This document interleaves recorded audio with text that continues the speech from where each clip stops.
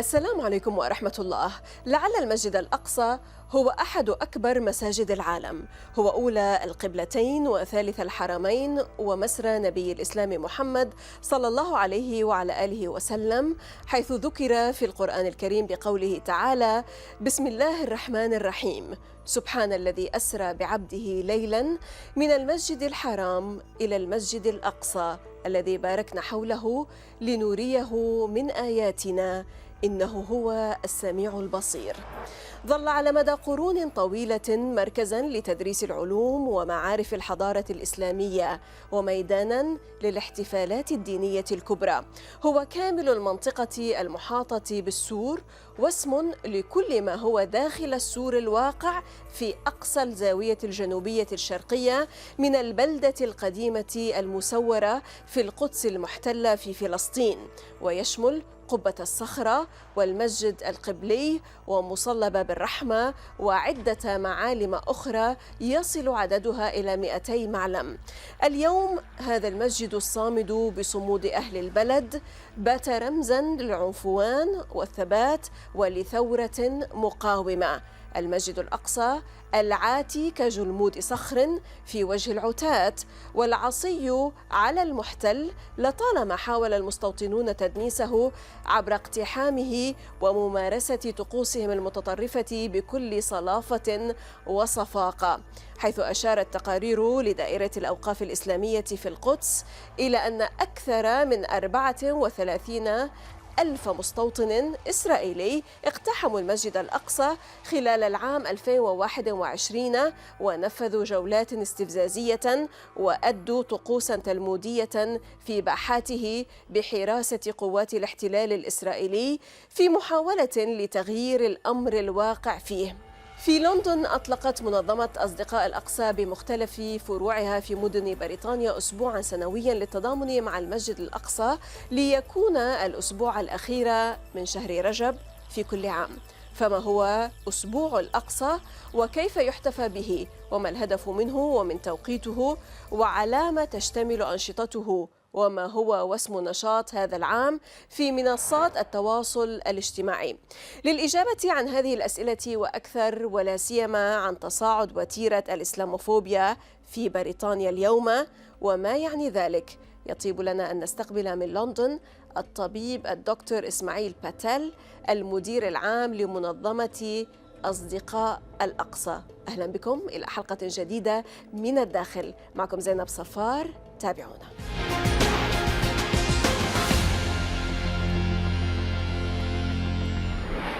Dr. Ismail Patel, chair of the UK-based NGO Friends of Al-Aqsa, author of The Muslim Problem From the British Empire to Islamophobia, visiting research fellow at the University of Leeds. Welcome to Min Al-Dakhil from the inside, Dr. Patel. Thank you for inviting me. Pure pleasure to have you always, sir. Well, the Al-Aqsa Mosque has always been and shall be a symbol of boulder rock resistance for Muslims as well as Christians and all Palestinians. We read and heard loud statements by non-Muslim world leaders and prominent personalities who condemn the Israeli attacks against Al-Aqsa. Tell us more about your own repertoire of what Al-Aqsa is and its significance. What are its virtues and why is it considered an immensely blessed holy site? Al-Aqsa, first, as you mentioned, is a symbol for the Palestinians of all faiths and no faiths, as a symbol of resistance, as a sign of unity for the Palestinians, and it's a way forward as well historically to show how Palestinians should live in a united nation.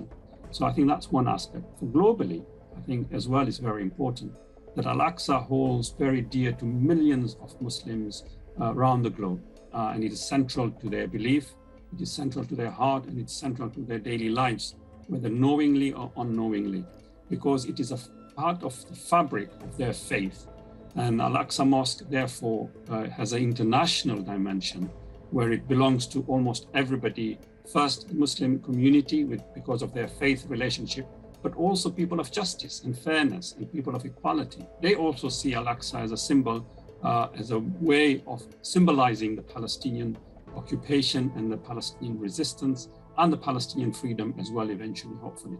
So it has many dimensions. Of course, from faith perspective and for Muslims, Al-Aqsa holds very dear to them because it's also mentioned in the Holy Quran.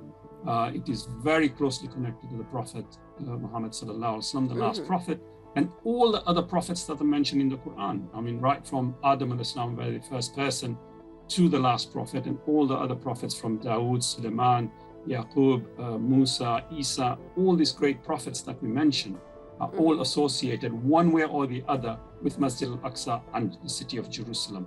So it has a massive religious dimension, and this is what brings the focus of the international community to the issue of Palestine and Palestinians. Right. What is Al-Aqsa Week, and what kind of heritage do you hope to inculcate? What activities are you on this year as Friends of Al-Aqsa, and the meaning of such activities, and who is your target through such commemoration, sir? Aqsa Week was established many years ago in Britain by us, and now it has become a global event, and it is between this year, 24th of February and 2nd of March. It's in the middle of the night of what's called Al-Isra wal-Mi'raj. That's the night journey of the Prophet sallallahu alaihi wasallam. So that falls in the middle of Aqsa Week. And what we want people to do in Aqsa Week is to hold events, either it's art exhibition, storytelling, lectures, interactive events, to highlight the importance of Masjid al-Aqsa, its history, its heritage, its architecture, its glory, its symbol of unity, all these different things that different people in different parts of the world are doing, so that they revive the love and the affection to Masjid al-Aqsa. It is extremely important to understand that it is the first step for the global community, and particularly the Muslims, is to educate themselves on Masjid al-Aqsa. And we hope that Al-Aqsa Week is one of those events where people will be enlightened about the issue of Palestine through Masjid al-Aqsa. And we have got many countries around the globe. At the moment, we've registered over people from 50 different countries will be holding events, and hundreds of events in each country. So you can multiply that many a time. And what we want during that week, between 24th of February and 2nd of March, is people to use the hashtag Love Aqsa. That's all. Hashtag Love Aqsa. So hopefully we can trend, and people globally will also get to know that they are not alone about Al-Aqsa. The Palestinians are also not alone. So when they're talking about the Palestinians, it's not just individuals who are doing it, but they can hopefully bring about a global solidarity. What is your prime message to the people, to the whole world, to the globe, through celebrating this week of Al-Aqsa? It's quite simple. That Al-Aqsa belongs to the worldwide community. It cannot be nationalized by either the Palestinians, the Arabs, or the Muslims themselves. Even I think it goes even beyond that. It's a symbol for humanity, wherever they are. And that symbol, it's important to understand what is happening to that symbol at the moment in time, historically, at this juncture. And I think the Aqsa Week will be able to highlight that and hopefully be able to help Palestinians free themselves. Right. What is so peculiar today in terms of the activities that you're going to pursue in comparison to the previous years? Well, I think the biggest thing that has happened is the global reach. Before, it was very much confined to the English-speaking, first Britain itself, then the English-speaking world. Certainly. But now we've gone global. It has absolutely gone global. And we have got, for example, South Africa is very active already, Indonesia, Malaysia, Australia, Canada. We've gone then right across through the Caucasus, the European countries in the what was known as Albania, Bosnia, and then Turkey, and then Middle East. We've got many countries right across the Al-Sham region and beyond who are participating, and Northern African states as well. So we have got a worldwide now participation in it. And the most important thing about this Aqsa Week is that it belongs to everybody. Everybody has that responsibility. It doesn't belong to us or to Friends of Al-Aqsa or to me. And so is the hashtag Love Aqsa. Absolutely, absolutely. It's everybody who thinks they love Aqsa and they have a part of it should feel responsibility and do something about it. And that's the beauty about this. It doesn't belong to any one organization, any one person, any one group. Anybody listening to this can do it on their own behest, and because they have the love for Aqsa, because they have the love for Al-Quds, and they should go forward and do whatever they can. Right, beautiful. Dr. Ismail Patel, allow us to stop now for a short break, and afterwards we will continue to talk in this line, but also we will talk and shed light on the rise of Islamophobia in the UK after the break. إذن فاصل قصير ونعود، لا تذهبوا بعيدا.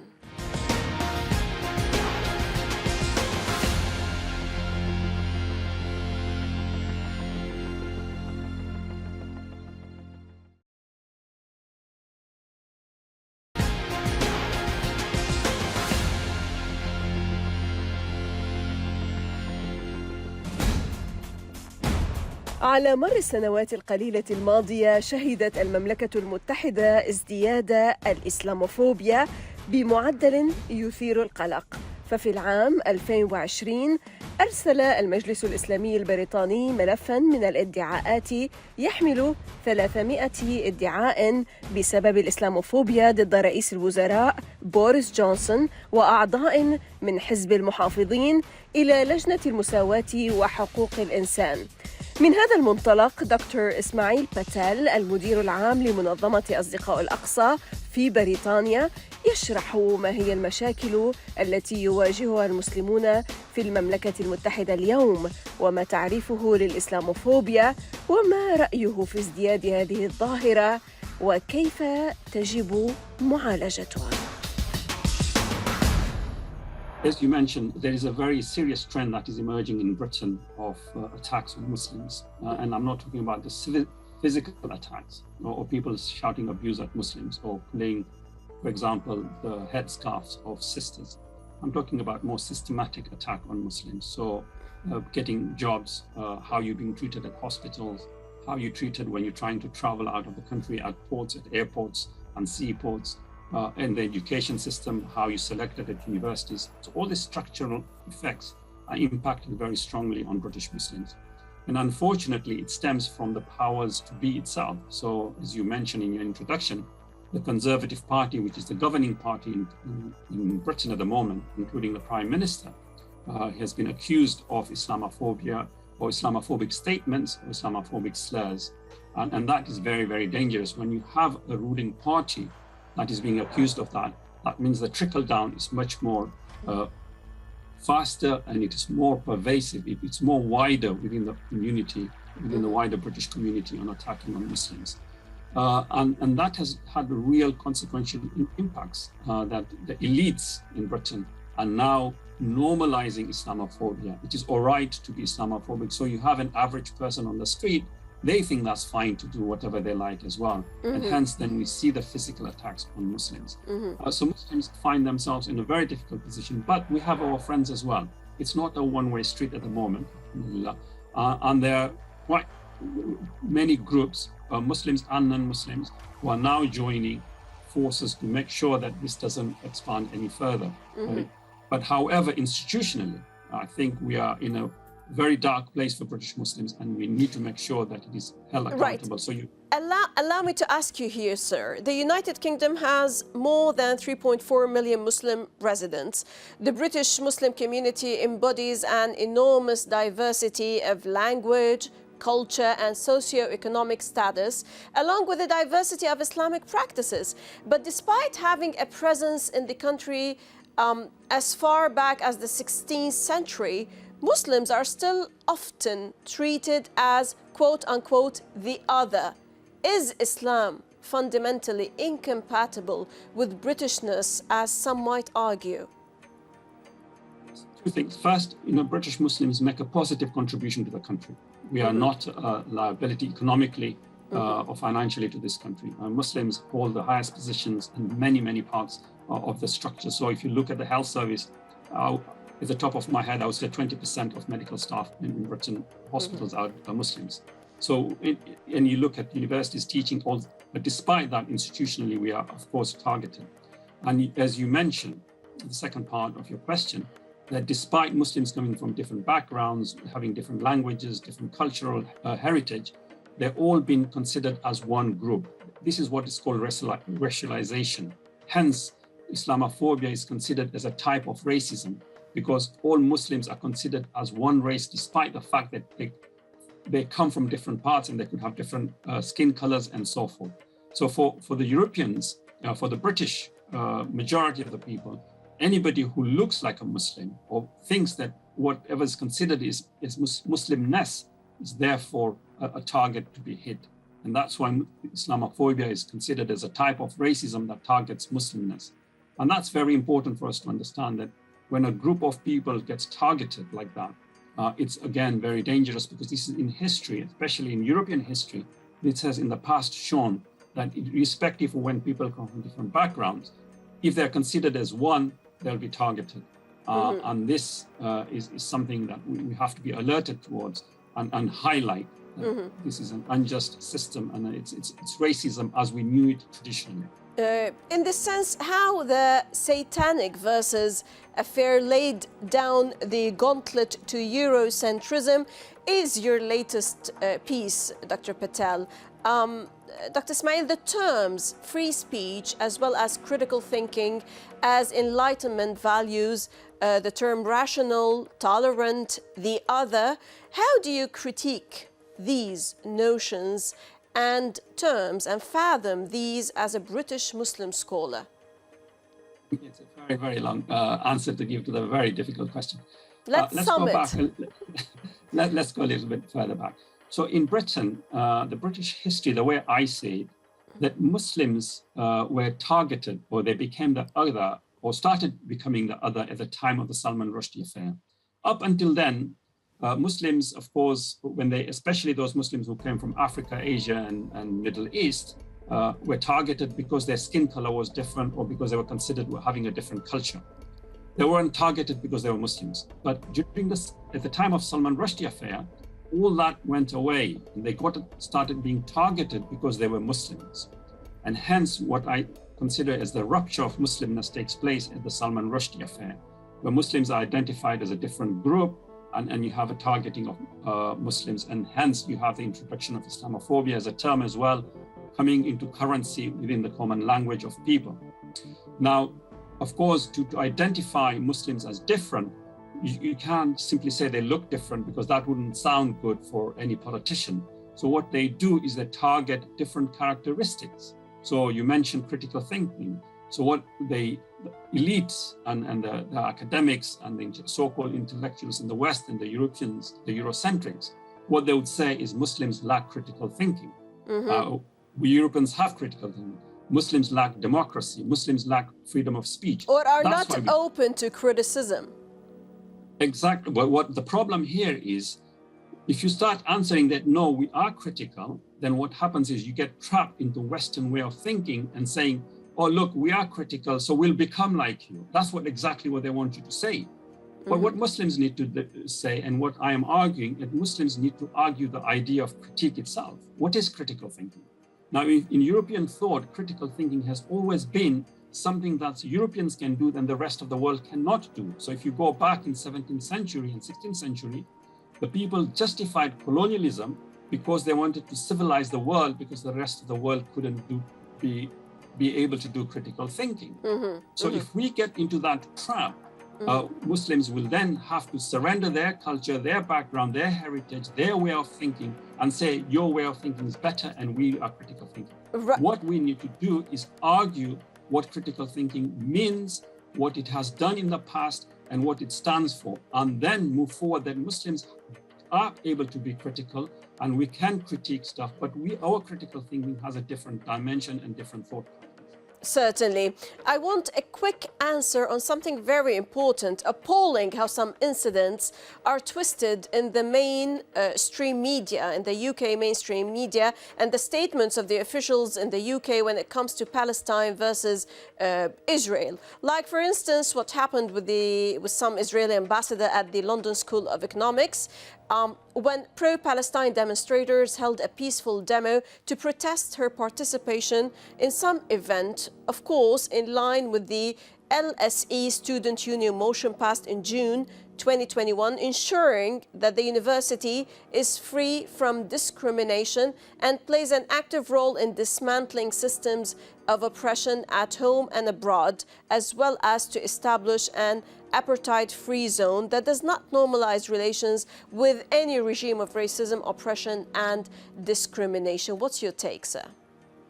Well, I mean, that took place last year, but just 3 weeks ago, we had a similar event taking place in Cambridge, where Cambridge students unanimously rejected the Israeli ambassador to come there and give a speech. And they put up a very big resistance against her presence there, so which is fantastic. And this is what in Britain, what we have is a two-layer projection. We have the masses, the civil society, and I would say the majority of the British public are in support with the Palestinians.